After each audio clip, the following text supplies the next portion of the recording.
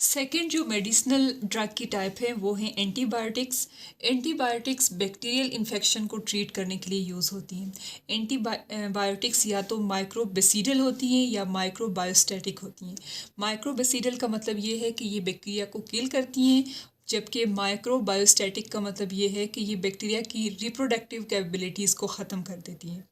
Most common example इसमें दी जाती है टेट्रासाइक्लिन की और स्फेलोस्पोरिन की। जो टेट्रासाइक्लिन है वो बैक्टीरिया को किल करती है। बैक्टीरिया के अंदर जो प्रोटीन सिंथेसिस होती है उसके लिए सबसे जो मेन ऑर्गेनल यूज़ होता है वो होता है राइबोसोम। ये टेट्रासाइक्लिन 30S राइबोसोमल सब यूनिट के साथ और 50S राइबोसोमल सब यूनिट के साथ बाइंड करती है और प्रोसेस ऑफ प्रोटीन सिंथेसिस को रोक देती है। Tetracycline bacterial infection of skin, intestine और रेस्पिरेटरी ट्रैक की ट्रीटमेंट के तौर पे यूज़ होती है। स्फेलोस्पोरिन जो है वो फंगस से एक्सट्रैक्ट की गई है। एक्रीमोनियम उस फंगस का नाम है जिससे स्फेलोस्पोरिन को एक्सट्रैक्ट किया। स्फेलोस्पोरिन स्किन और यूरिनरी ट्रैक की इन्फेक्शन को ट्रीट करने के लिए यूज़ होती है। उसके बाद आते हैं सिडेटिव्स। सिडेटिव्स जो हैं वो ट्रैंकुलाइजर्स होते हैं। ये एंग्जाइटी को या डिप्रेशन को कम करते हैं और रिलैक्सेशन की फीलिंग जो है वो ऑर्गेनिज्म के अंदर प्रोड्यूस करती हैं। लेकिन ये एडिक्टिव होती हैं और इसकी जो है वो साइकोलॉजिकल डिपेंडेंस हो सकती है, और अगर इसको डिपेंडेंट जो है वो इसको स्टॉप कर देता है तो वो रेस्टलेसनेस या स्लीपलेसनेस को फील करता है। इसलिए इसको हमेशा डॉक्टर की प्रिस्क्रिप्शन के साथ ही यूज़ करना चाहिए। इसमें जो एग्जांपल दी जाती है वो दी जाती है डियाज़ेपम की। ये कामिंग इफ़ेक्ट को प्रोड्यूस करती है। इसका बेसिकली मोड ऑफ एक्शन क्या होता है कि ये एक्टिविटी ऑफ गेमा अमाइनो ब्यूटारिक एसिड को इंक्रीज़ करती है।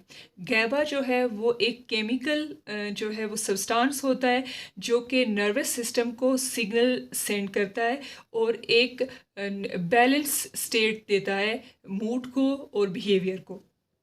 अगर बॉडी के अंदर ये केमिकल सब्सटेंस जो है वो इनफ प्रोड्यूस नहीं होता तो बॉडी एक्साइटेड स्टेट में चली जाती है और एंग्जाइटी की फीलिंग जो है वो प्रोड्यूस होती है।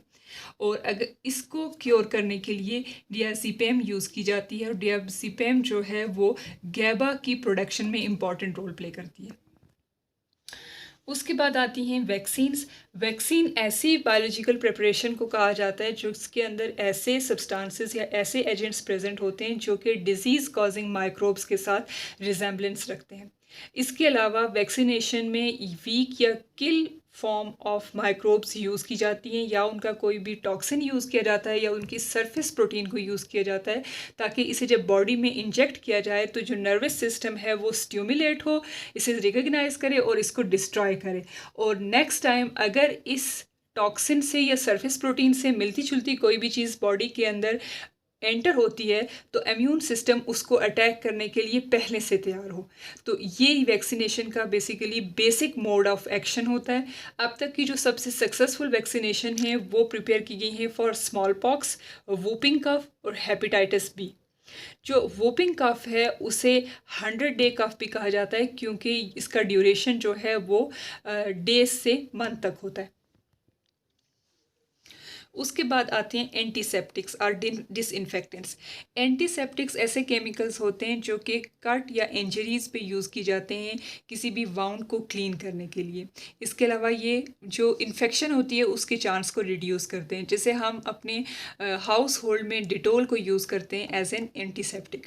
डिसइंफेक्टेंट्स ऐसे केमिकल होते हैं जो नॉन लिविंग ऑब्जेक्ट्स पे जो माइक्रो ऑर्गेनिज्म होते हैं उन्हें क्लीन करने के लिए यूज़ किया जाता है, और इसमें अल्कोहल, बोरिक एसिड और हाइड्रोजन पर ऑक्साइड को यूज़ किया जाता है।